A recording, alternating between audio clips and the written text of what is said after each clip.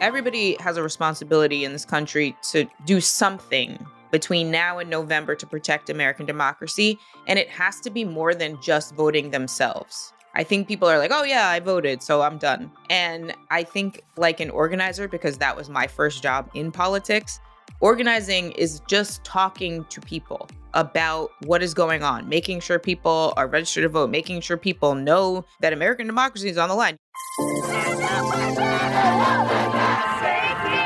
It's important to be part of a union because you have to have a voice.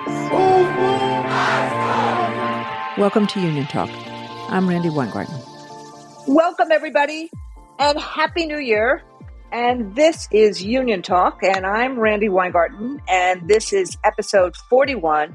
And we have an amazing, amazing guest today, but it's kind of reverse roles because our guest today is Zerlina Maxwell, who is an amazing journalist who has a show called Mornings with Zerlina, who wrote a book a few years ago that feels like it is as important today as it was when she wrote it, which was The End of White Politics. And if you hear Zerlina and listen to what's going on right now, we are in the most dangerous zone we've been in as a country. A lot of people used to say, 2016 was the most important election that we ever had, or 2020, or 1860. Right. I mean, like both Zerlina and I are both lawyers. She's an amazing journalist. I am who I am. But that's why I wanted to have her on here. It's kind of, as I said, it's kind of reversed roles because normally she's the one interviewing me. Now I get to interview her. But I really wanted people to hear from someone who has walked this walk for a long time, understands culture, understands community, understands what we're going through. And really the question is for today, as we embark on 2024, and I'm going to repeat something, I'm going to paraphrase something that Joe Biden said in his big democracy speech. We know who Donald Trump is. And we know this time it'd be worse than last time. And we know it from any number of things that are going on. It's not just the 91 counts in the indictment. It's not just what happened on January 6th. It's not just his cruelty. It's not just him calling his enemies vermin. It's not just his grievance tour and retribution tour. It's not just his corruption. But the question is, who are we? Are we a country that wants that as a leader? Or are we a country that, frankly, as imperfect as we are, at every moment of great struggle, we actually did the right thing. And we actually leaned into having a democracy and voice of people and having hope and opportunity in our sight line as opposed to in the rearview mirror. And I think for those of you who have never heard Zerlina, that's the kind of, both of us have this mixture of hope and fear in a very both principled, pragmatic, and progressive way. And so it is an honor to have you on this podcast, Zerlina, and welcome. Thank you, Randi, so much for having me. And I think that introduction was the perfect setup for this conversation because we are at a moment in American history that there are certain parallels to other points in American history that we can look to and learn from, but we're also in a unique moment in American history. And it's no coincidence that we're in this moment. I wrote a book, The End of White Politics, using the data that says that American democracy is going to change fundamentally because in 2054, there will be a minority white electorate. And a lot of people like to say in the media, we'll be a majority minority country. But My friend Jess McIntosh always says that just means that there will be fewer white voters. That's all that means. Just say white Mm-hmm. voters will be the minority in the country for the first time, and that could have some dramatic consequences for who is elected, who represents the American public as legislators, and what policies we actually have to govern ourselves. And so I think that we're in that sort of tipping point towards the multiracial democracy and the promise of post Reconstruction. But we're also in a moment that's incredibly dangerous because Donald Trump, in many ways, is a manifestation of that demographic shift and that fear around the demographic shift. And so we know he can incite violence. Whether he's being charged for it or not is a separate question, but we know he can Mm-hmm. incite violence. He is presently trying to incite violence, in my opinion. And so we're both in a dangerous moment, but also an exciting moment because we can all see the change already unfolding in terms of representation in our democracy. And I think that there are a lot of people in the country who want to see that and want more of that. Unfortunately, there's a lot of people who do not, and they're just very loud about it. Right. I mean, look, um I want to take a step back based upon what you said, Zerlina, and just think about last year. Mm, Like I watched last year with and I think that there's lessons for this for how we fight back at Chris Rufo and mm, others in the weaponization that they have done on racism and anti-Semitism and Islamophobia. For they're weaponizing it. They've used the war that started on October 7th to weaponize the fear about anti-Semitism and Islamophobia to basically use it to get rid of DEI. right. I mean, that's what they're doing, and he at least is very brash, Rufo, about saying that. Just like after George Floyd's murder, they tried to figure out how to weaponize and exacerbate racial Hmm. tensions by using things like CRT, Hmm. critical race theory. So, people don't know what these initials mean, so it becomes, opportune for them to toxify them. So, in watching last year and watching 22 and 23 when it came to public schools, and I really, again, for those who don't know Zerlina, she's on Sirius every morning and has an amazing show. And you should listen to that show. It is an amazing way of waking up in the Thank you. morning. And I really appreciate being on with you and Jess every time I'm on, but it's really amazing to listen to you as a practitioner of political analysis and culture and understanding it through an equity lens. It's pretty remarkable. I mean, it's just real. As you all can hear, I'm a fangirl and Thank I am you. just doing my fangirling thing right now. But if I take a step back in terms of 2023, that loud noise is there. Moms for Liberty, 1776 Project, taking and exacerbating the anxiety that all of us had, particularly families, particularly parents, about what's going to happen to our kids in light of, COVID and closures and the kind of exacerbation of social isolation and Hmm. loneliness and the Hmm. breaking of relationships. And so what the right wing did, the extremists did, was they just exacerbated that to create more Right. division and more anger and more fear. And what has happened is that teachers worked their magic, did what we needed to Right. do. They attacked me and attacked me and attacked me and attacked me and then attacked me more and called me all sorts of names. And here we are, a year later, where we basically won all most of 80% of the school board elections in November, Hmm. where we basically, as an AFT, are giving out almost 10 million books. And so they ban books, we give books out. We're focusing on solutions and literacy Hmm. and in career tech ed and in going after loneliness. And where's Moms for Liberty Hmm. now? And what are they doing? And so what I'm saying is that that loud voice on something that's really meaningful, schools, instead of being outbullied and outmaneuvered, we just did our Hmm. work. And I think that part of what I learned, the lesson I learned, is if you do your work, yeah, there are bullies out there and they're loud. But if we do our work about building the community Hmm. again, the beloved community again, and actually make the case about why democracy is so Hmm. important, then I think we're going to move through this. And I'm going to say one more thing and then ask you a question, which is this is not just about Joe Biden, Kamala Right. Harris. They may be the standard Hmm. bearers, but this has to be about us.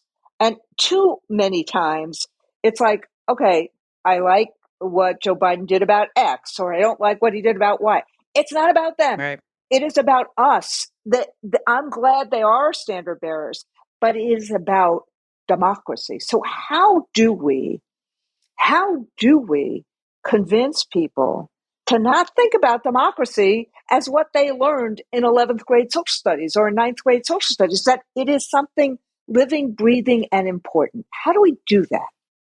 I've been thinking a lot about the divisions in the country and why people are so divided along, all different classifications and labels. And I've been thinking a lot about the fact that it started when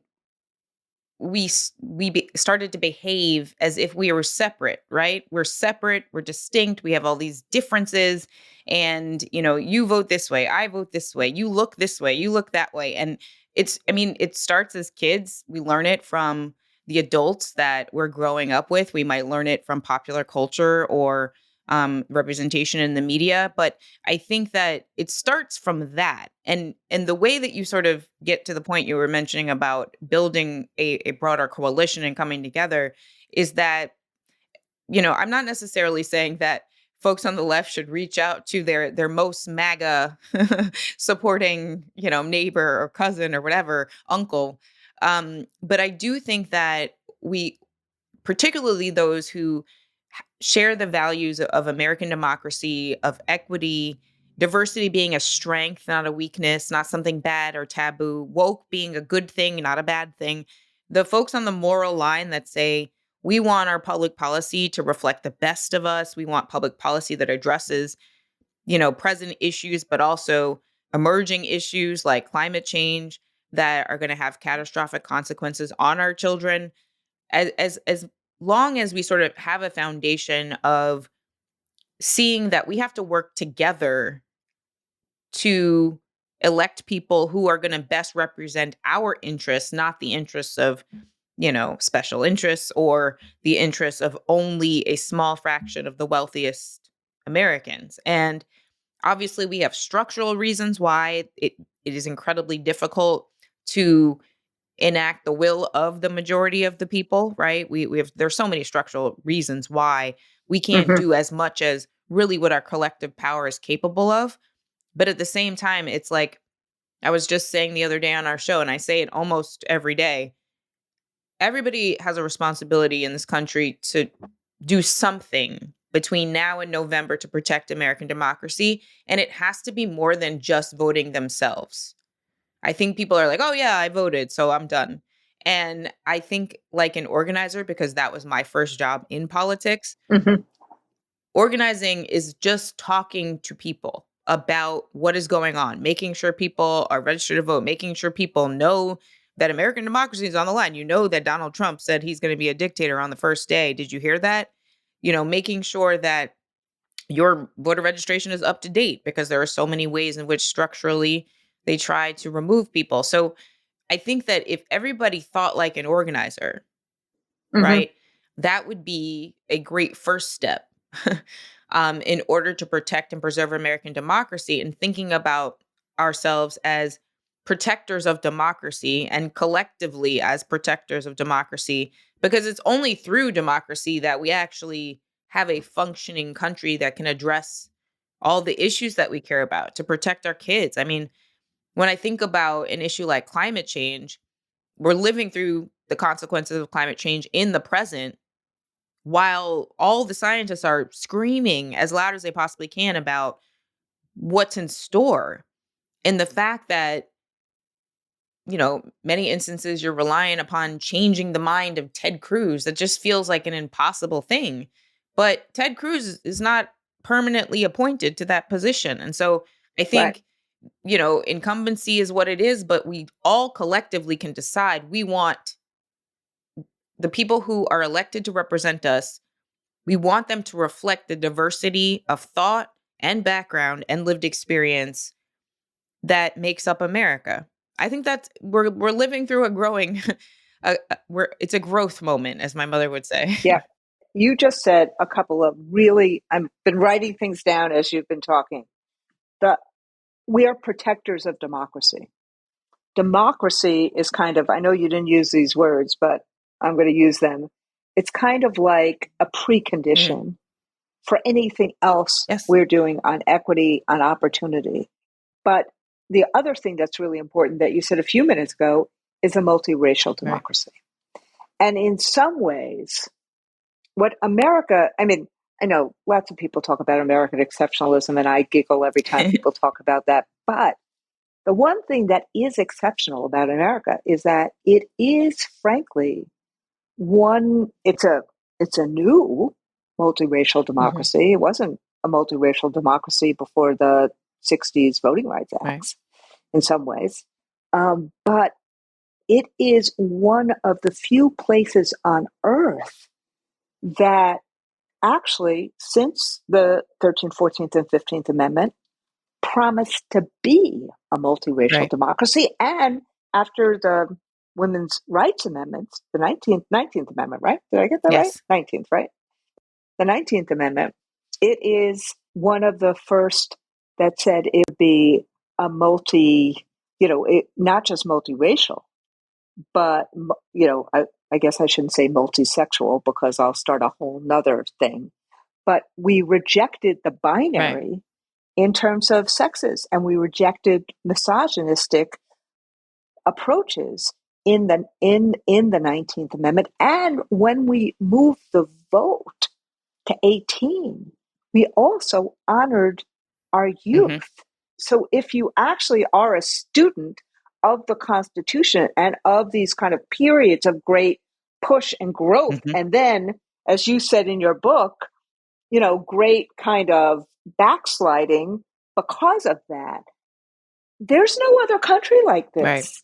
And in some ways, this is that moment of whether we see it or not. Yeah. So, but what you also said about this is how do we organize in a way that, so I'm kind of paraphrasing because I want people to really hear this in the different ways you and I are saying it. How do we organize? And that requires Right. agency. That requires people, and we know this in the labor movement a lot. It's not just the president of the union that does the Right. work. You have to have activists. You're not gonna get to a good collective bargaining contract unless the members are Right. engaged in that fight. And the same is true in terms of elections. And it's not, and that engagement is what I hear you say is so important. And so you see it from a political Mhm. organizing, and you also see it from labor organizing. The engagement in destiny, that you feel like you are involved and Mhm. engaged, and not outsourcing it to somebody else.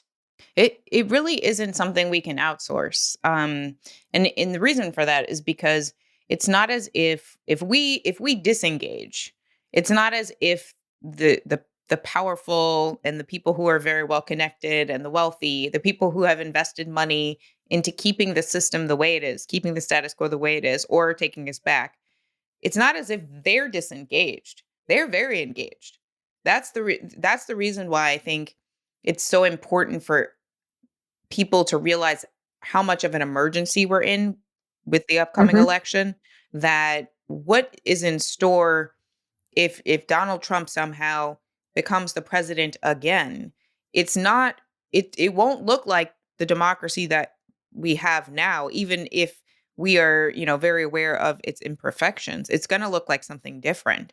And Right. there's no pathway to any of the progressive policies any of us support all along the spectrum unless we have access to the ballot box and the ability to elect our representatives. So I think that the diverse coalition that we're trying to build, it means that we're going to disagree.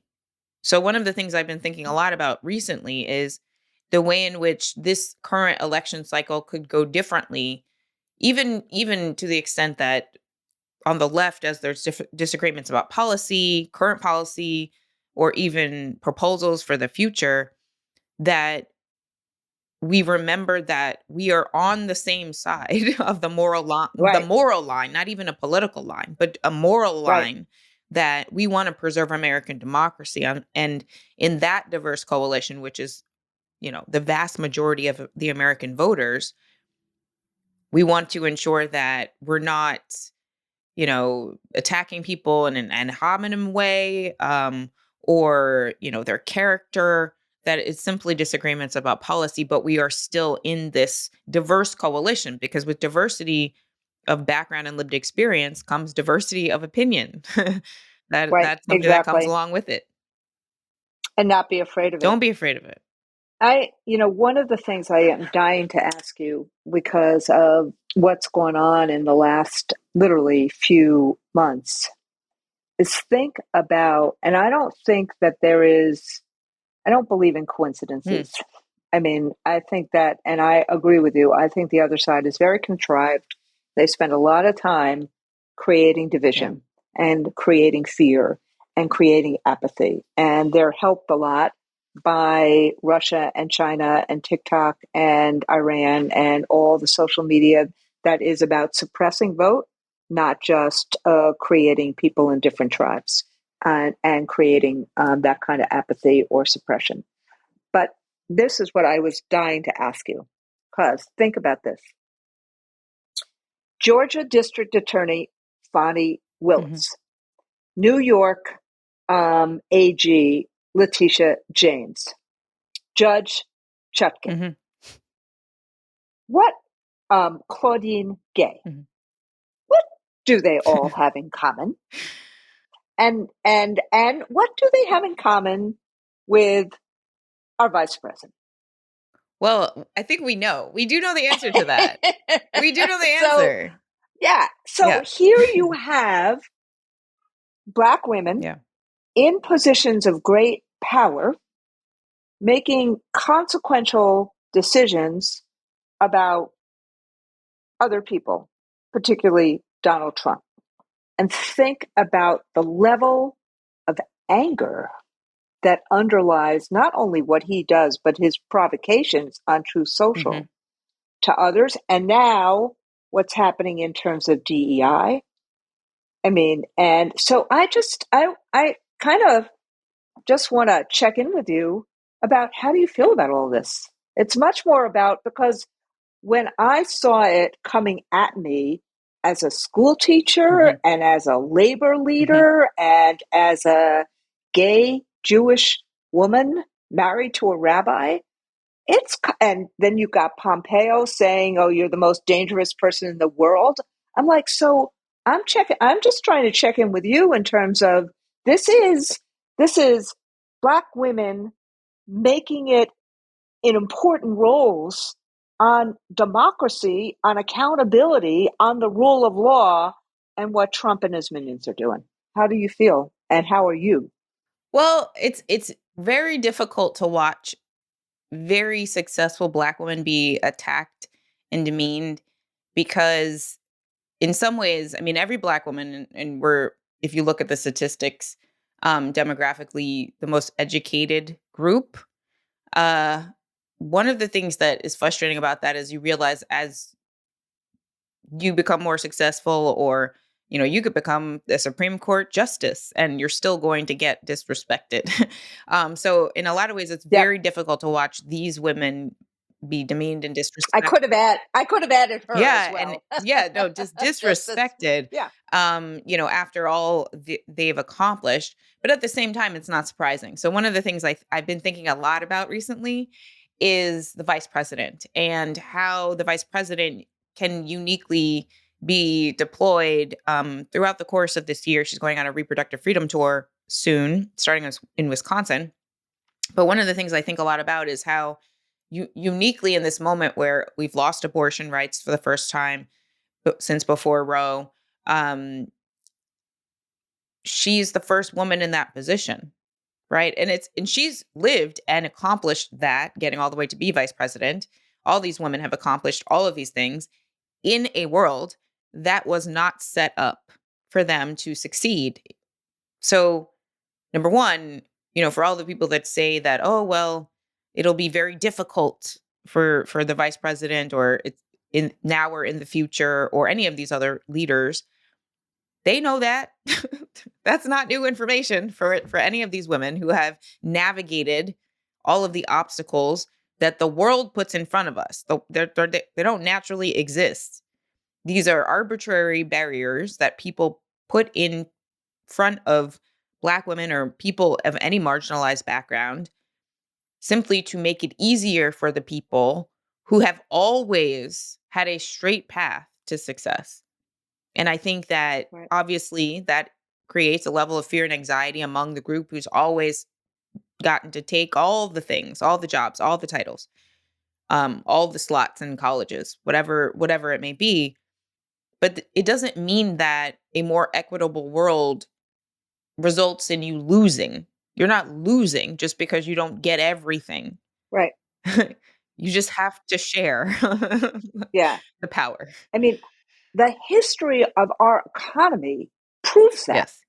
Then when our economy gets more diverse and when our economy has more opportunities, like we saw that in the 30s and the 40s, in the aftermath of World War II, and with the GI Bill, and then with the civil rights movements, we saw more opportunities, not less Right. opportunities. When we have a thriving labor movement, we see more opportunities, not less opportunities. And it's going to be interesting to see. Ro Khanna talked about this in a recent op-ed about AI and all sorts of things. How do we actually seize this moment to share the wealth Right. and rewrite the rules instead of the same oligarchs having all the wealth? So the question becomes, the other two questions I have for you is, how do we convince people? Because we've both been pretty successful coming from vulnerable and marginalized communities. And we just talked about a whole bunch of Black women who are in the same position. And, because I'm sure you get this question as much as I do. Well, I'm really disappointed. I expected Joe Biden to do A, B, and C. I'm still paying my student debt. Look what just happened with abortion. I'm not, the price of bacon. I'm disappointed. And some of that then gets exacerbated because of social media and all this other stuff. And it's intended. And you and I have watched that. What's the conversation that you'd be having with a person like that right now? Look, I think that you first have to lay out validate the concerns, right? Because some of them are real. Some of them are unfortunately the consequence of disinformation and misinformation on social media. Right? Because there was a lot of student debt that was relieved. Not and only I think I just talked to Congressman Clyburn about this.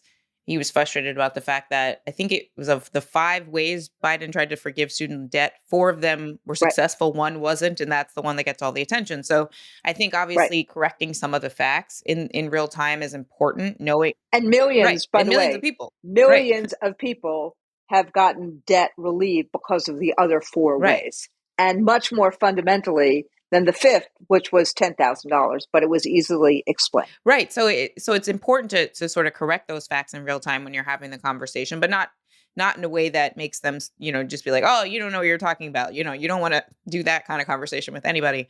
The other piece, though, is I think we really do need to communicate, I think, to the mainstream voter that's not watching cable news all day long, which I don't recommend for your mental health. But if you are doing that, or if, and you interact with people who are watching cable news, or maybe they're not watching cable news, and they're doing their life and they're out taking care of their families, you have to tell them some of the things that Donald Trump is actually saying in real time. Like, do you know that he said that immigrants are poisoning the blood of Americans? Do you know that that's a quote from Hitler? Right? I mean, some of the things that are happening, the news cycle comes and goes, stories come and go so quickly that people miss some of the really dangerous things that have happened recently with what Trump is saying. So that's another piece of it. And then the larger story, which we've been discussing, which is the future of American democracy. Did you know Donald Trump wants to be a dictator on the first day and arrest his political enemies? And if we were to go out and to do a nonviolent protest as protected by the Constitution, he's going to invoke the Insurrection Act and send the military. Did you know that? Right? I think some Americans, if they're not keyed into the day in and day out news cycle, they might have missed some of that. Right. And it's important for us to make sure that everybody is aware of the stakes in this election when it comes to the slide towards authoritarianism, or dare I say fascism, as some experts have described, but also, the ways in which Joe Biden has made your life easier. I feel a lot more at ease than I did when we had a president who told us to inject bleach inside of our bodies during a pandemic. I feel a lot more Yeah. at ease, because I'm able to go get a vaccine, a booster shot whenever it's updated, right? And I think our memories need to be a little longer, because we survived. Well, not a lot. A lot of people did not. Well, A a lot of million people people did died. not Yeah. A million, survive, but over a a million. lot of us were fortunate enough to survive an era which was very dangerous, and we don't want to Right. relive that. That's how I would start to have that conversation. And I think that one of the things, I know we're starting to run out of time, but I think the way in which you just framed it, you've said several really powerful things today, which is we have to have an ability to agree to disagree Mm-hmm. on things. There's lots of policy issues where we may have different views on it. But the fact is, by having a democracy, we have a Right. voice and we can actually make our voice known. But the level of also not remembering, because the news cycle goes so Right. quickly, and because everybody gets their news from different Right. places now, if they get it at all, that kind of truth telling and the discernment between fact and Mm-hmm. fiction becomes really important. But what happens is we know that it gets communicated, and this goes back to your organizing point. It gets communicated by trusted Mm-hmm. messengers. But I thought your point about how we have to meet people where they are and have real conversations and acknowledge and respect the disappointment. Mm-hmm. And because, everybody wants, I would say, everybody I know wants a better life. But how, and then constantly think about how to use the tools, which starts with a multiracial democracy. Mm-hmm. So we got a lot of work to do between now. We're not going to get it all done. We're not going to solve all the problems before November, right, but we're going to do our best to protect the democracy. Right. Exactly. I was going to say, we got a lot of work and a lot of conversations to have in terms of protecting democracy. So, and in terms of that work. So I have one more question that I ask every single person who comes onto this podcast. And that's going to be my last question. So my penultimate question is this: what haven't we covered? Normally in these podcasts, I have a checklist. I'm going to I got to cover this and this, but this is such a special conversation for me. I went off script and I just said, let's just have a conversation. But what haven't we covered that we would say after we got off, oh shit, I should have said this, or maybe I should have raised this. Sorry if I'm not supposed to say oh shit on a podcast, but I just did twice. I think you're allowed to do whatever. This is a podcast. I know, but I am a school teacher. Yes, I know, it's true. Well, one of the things that you mentioned earlier, which we've been focused on We started a mental health segment every Monday on my show for the 2023. And you mentioned loneliness. And I can't help but thinking as we were talking there about what's currently happening and how we need to have these conversations and how social media a lot of times exacerbates the division. I've been thinking a lot about the difference between content consumption and connection, right? So we do a lot of like consuming of content. We're like scrolling, we're watching stuff. But how often are we actually connecting or trying to connect and stay Hmm. present with another human being, right? Not the idea of a human being, not an avatar on a screen, not, an idea in our heads, but actually another living, breathing human. And it sort of goes back to this idea that we're all sort of in this together. As much as Right. like, you may not like your neighbors, they're your neighbors, and we're all going to have to see the humanness in even people that disagree with us. So the mental health segment was meant to sort of validate the idea that we live through a collective trauma. So while we're in an emergency collectively in the democracy, we lived through a pandemic, which was traumatic in so many ways. And it's not a coincidence that there's a loneliness epidemic. It's not a coincidence that there's a mental health epidemic. We lived through a massive global trauma. And so there are a lot of consequences that are manifesting in the way that we are communicating with each other, the divisions that we see in the leaders we're putting into positions of power, and the people that we're, putting on pedestals and giving so much attention to. A lot of that is a consequence of the trauma we've experienced and the need for more connection with other humans. And I Hmm. think that will go a long way in helping with our mental health, our current mental health, and the feeling of loneliness that so many people have reportedly um, you know, told people that they're experiencing in all of the data. But also, I think it will help in the realm of politics because the Exactly right. reason why so much of what we're watching is happening is because we've dehumanized people, Hmm. and some of that is intentional by extremists, but some of it is just, I think we have to get back to seeing the ways we can connect with each other, because we only have one democracy. And so we're I all going to have to do something to work to protect it. that's so well said. I mean, the whole delegitimize, dehumanize, Mhm. disinformation, all of that is intended to fracture the connectedness that you need to create community. Yeah. And our whole campaign right now on Real Solutions, we said it's really to address loneliness, literacy, learning loss, and to do the kinds of things that rebuild relationships, Hmm. that make school interesting and exciting so that kids want to come.